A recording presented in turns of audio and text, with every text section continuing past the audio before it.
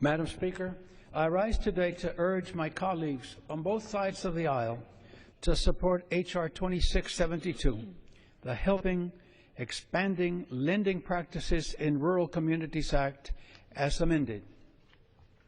I would like to thank my distinguished colleague, Congressman Barr of Kentucky, for your leadership on this bill.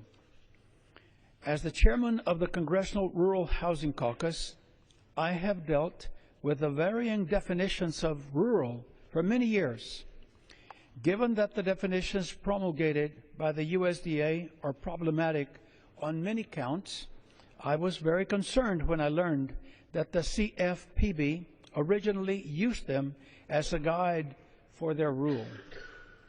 The original rule by the FPB would exclude Hidalgo County in my 15th Congressional District in Deep South Texas.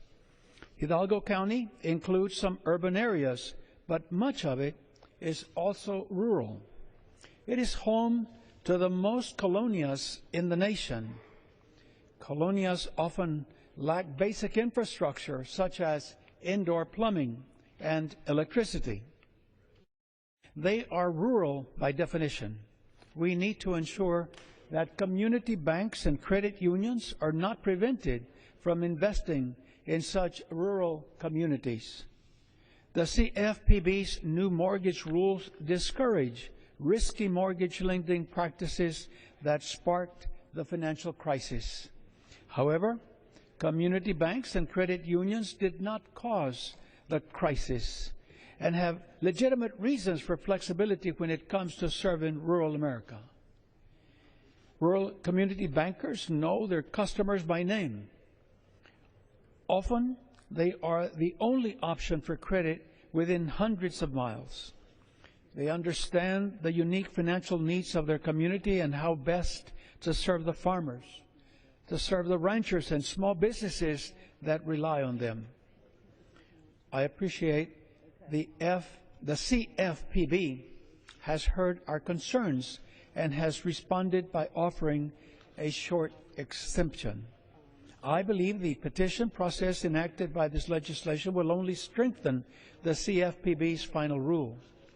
This is an important opportunity, given that rural is not easily defined and looks different by region.